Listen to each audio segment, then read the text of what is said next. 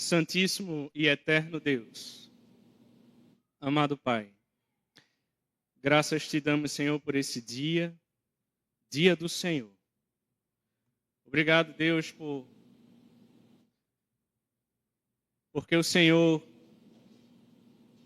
nos deu a graça, ó Pai, o privilégio de podermos nos reunir em Teu nome, em adoração, no Teu santo dia, estarmos aqui nessa manhã para te adorar na beleza da Tua santidade, ó Deus.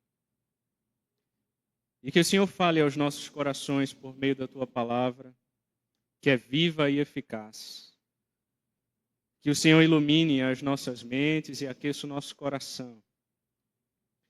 E que as palavras que saiam dos meus lábios, assim também o meditar do meu coração, sejam agradáveis à Tua presença, Senhor.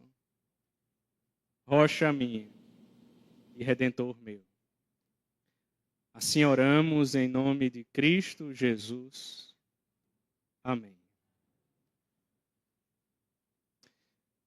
Amados irmãos, vivemos em um tempo em que a família tem sido fortemente atacada. Os valores bíblicos são relativizados. O compromisso espiritual dentro do lar é abandonado. E muitos pais entregaram a formação espiritual de seus filhos ao mundo, à internet e à cultura contemporânea. Mas Deus continua procurando homens e mulheres que se levantem como Josué e digam com convicção: eu e a minha casa serviremos ao Senhor. Essa não é apenas uma frase decorativa para colocar na parede da sala. É uma declaração de fé, liderança espiritual e compromisso pactual diante de Deus. Josué está nos momentos finais de sua vida. Depois de conduzir Israel na conquista da terra prometida, ele reúne o povo para uma renovação da aliança. Ele relembra tudo que Deus havia feito: libertação, provisão, vitória e fidelidade. Deus cumpriu cada uma de suas promessas. Então Josué coloca diante do povo uma decisão inevitável: quem vocês irão servir? E no meio de uma geração vacilante, Josué se posiciona. Escute, crente, a verdadeira fé sempre exige posicionamento. Como disse João Calvino, o coração humano é uma fábrica perpétua de ídolos. Por isso, toda família precisa decidir diariamente quem ocupará o centro do lar: Cristo ou os ídolos deste século. Amados irmãos, Josué 24 é uma cerimônia de renovação da aliança em Siquém. O povo já estava estabelecido em Canaã. A guerra principal havia terminado. Agora o perigo não era apenas externo, mas interno. Israel corria o risco de absorver os costumes pagãos das nações ao redor. E Josué entende que o maior campo de batalha não era Canaã, era o coração do povo. Da mesma forma, hoje, o maior perigo para a família cristã nem sempre é a perseguição aberta, mas a influência silenciosa do mundo dentro de casa. As famílias cristãs estão sendo moldadas mais pela cultura do que pela palavra. Por isso, a declaração de Josué continua urgentemente necessária: eu e a minha casa serviremos ao Senhor. Fato é, irmãos, em primeiro lugar, que toda família serve a algum Senhor. O texto diz na parte B do verso 15: escolhei hoje a quem sirvais.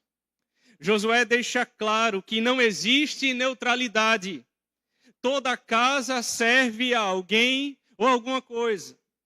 Algumas famílias servem ao dinheiro, ao conforto, ao entretenimento, ao sucesso, à aparência, às redes sociais, aos prazeres, ao ego. Aquilo que domina o coração da família se torna o seu Deus. Uma família pode frequentar a igreja e ainda assim ter ídolos dentro de casa. E Israel queria servir ao Senhor sem abandonar completamente os deuses pagãos. Mas Deus não divide a sua glória com ninguém. O primeiro mandamento diz: não terás outros deuses diante de mim. Precisamos perguntar, irmãos, o que governa a nossa casa? O que ocupa as nossas conversas? O que controla o nosso tempo? O que molda os nossos filhos? Muitos lares têm televisão em todos os cômodos, mas não têm culto doméstico. Tem internet ultra rápida, mas são lentos para a oração. Tem entretenimento diário, mas Bíblia esquecida. Como afirmou Martinho Lutero, aquilo a que teu coração se apega e confia é propriamente o teu Deus. Pais precisam discernir os ídolos modernos que estão entrando no lar sem serem percebidos. Nem tudo que entra em casa pela tela deve permanecer no coração da família. Em segundo lugar, a liderança espiritual começa dentro de casa. Josué diz: eu e a minha casa. Josué assume responsabilidade espiritual pelo seu lar. Ele não fala apenas de si mesmo. Ele inclui a sua família em seu compromisso com Deus. Isso revela um princípio bíblico fundamental. Deus chama os pais para liderarem espiritualmente o lar. No contexto reformado, entendemos que a família é uma pequena comunidade da aliança. O lar deve ser lugar de oração, lugar de discipulado, lugar de ensino bíblico, lugar de arrependimento, lugar de graça, lugar de perdão, lugar de adoração. Muitos homens querem liderar empresas, ministérios e negócios, mas negligenciam o pastoreio da própria casa. Mas antes de cuidar da multidão, o homem de Deus precisa cuidar da família. O apóstolo Paulo disse em 1 Timóteo 13 que governe bem a própria casa. O padrão aqui exigido dos líderes é o padrão exigido para todo homem cristão. Josué não terceiriza a espiritualidade da família. Hoje muitos pais terceirizam para a igreja, para a escola, para os avós, para a internet. Mas discipulado familiar é responsabilidade dos pais. Preste atenção nisso. Muitas vezes, o seu filho aprende mais observando a sua vida do que ouvindo seus conselhos. Seus filhos veem você orando, veem você lendo a Bíblia, veem você servindo a Cristo, veem você se arrependendo, pedindo perdão, veem você amando a igreja, no modo como você age, como você se refere a ela. A fé precisa ser visível dentro de casa. Em terceiro lugar, servir ao Senhor exige decisão e perseverança.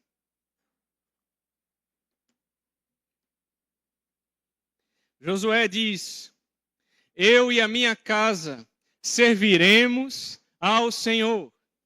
Josué não diz tentaremos, talvez, quando der, aos domingos apenas, quem sabe.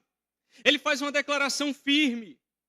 Servir ao Senhor é uma decisão contínua. Famílias piedosas não surgem por acidente. Elas são construídas com oração, com renúncia, com perseverança, com graça, com dependência do Espírito Santo. Fato é que há batalhas espirituais dentro do lar. Há conflitos, há frieza espiritual, há distrações, há cansaço, há tentações, há divisões. E o inimigo sabe que destruindo a família, ele enfraquece a igreja e a sociedade. Por isso precisamos lutar espiritualmente por nossas casas. Como declarou Charles Haddon Spurgeon, se queremos trazer bênçãos à nossa família, devemos começar andando com Deus. Uma família que serve ao Senhor prioriza o reino. Uma família que serve ao Senhor pensa nas coisas lá do alto, onde Cristo vive. Uma família que serve ao Senhor cultiva culto doméstico, pratica o perdão, vive o arrependimento, ensina as Escrituras, valoriza a comunhão da igreja, combate o pecado, ama Cristo acima de tudo. Em quarto lugar, o lar cristão deve ser testemunho ao mundo. Quando Josué declara, eu e a minha casa serviremos ao Senhor, ele está se diferenciando das nações ao redor. A família cristã deve ser contracultural. Enquanto o mundo banaliza o casamento, a pureza, a autoridade, a fidelidade e o temor de Deus, o lar cristão deve refletir o reino de Deus. Uma casa cristã, ainda que imperfeita, mas centrada em Cristo, ela torna-se luz em meio às trevas. Os seus filhos precisam enxergar que Cristo não é apenas parte da vida da família. Ele é o centro da família.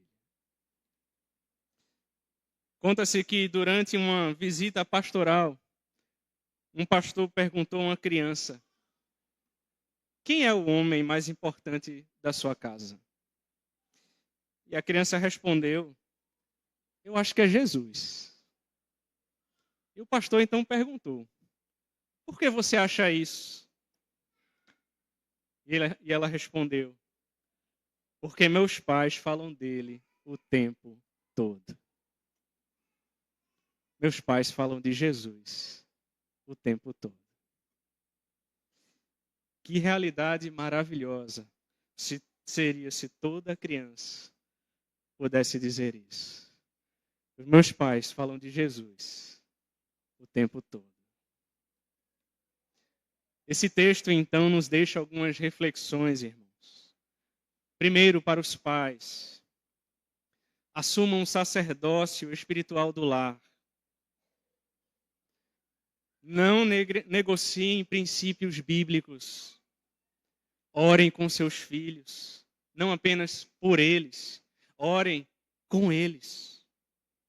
Cultivem um culto doméstico. Separe um tempo com a sua família, talvez ao redor da mesa. Medite na palavra do Senhor.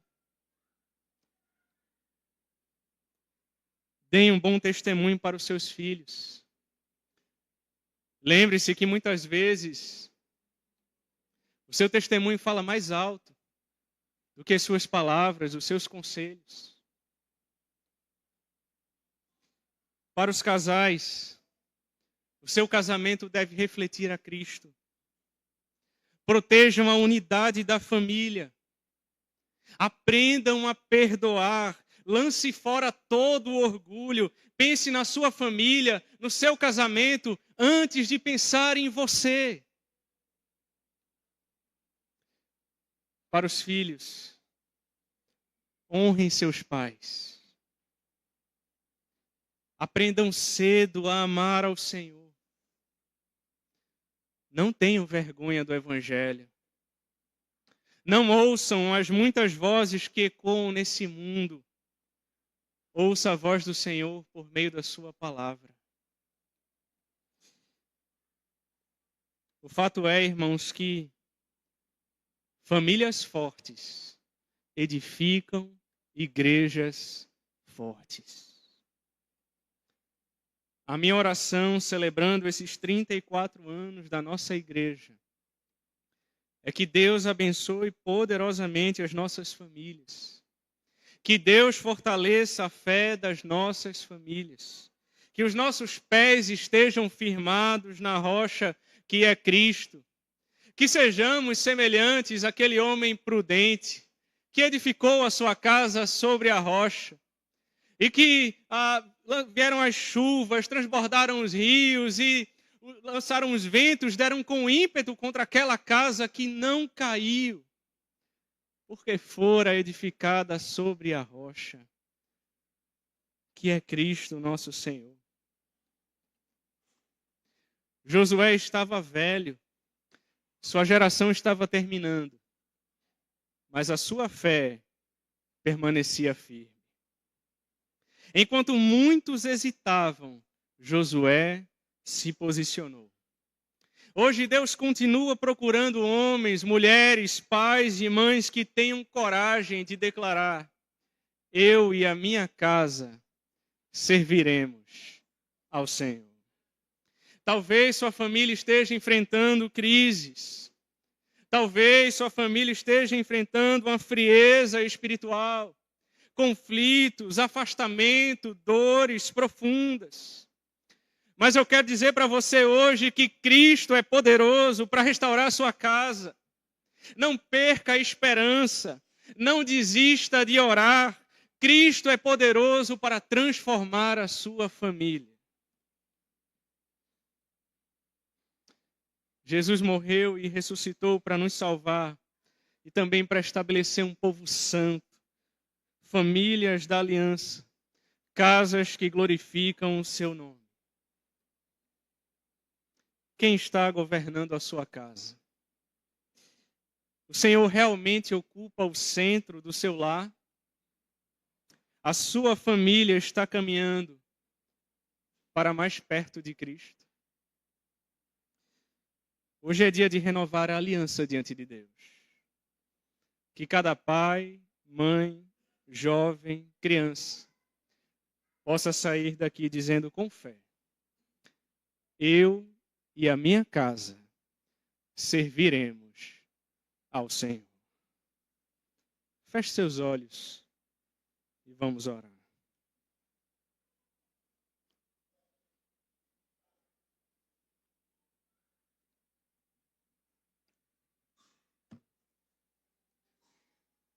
Senhor Deus, obrigado pela tua palavra, viva e eficaz. Obrigado, Senhor, porque o Senhor fala profundamente conosco por meio da tua santa palavra. Obrigado, Senhor, por esses 34 anos que a nossa igreja celebra para a glória do Senhor, sendo sustentada pelo Senhor. Obrigado, Senhor, porque o Senhor tem nos abençoado de maneira tão abundante. Continua, ó Deus, cuidando das nossas famílias, das nossas casas. Continua, ó Deus, cuidando de cada casamento, dos filhos, dos pais. Continua, ó Deus, fortalecendo a nossa fé. Nos ajude, ó Deus, em nossa caminhada, nos obstáculos que por vezes aparecem.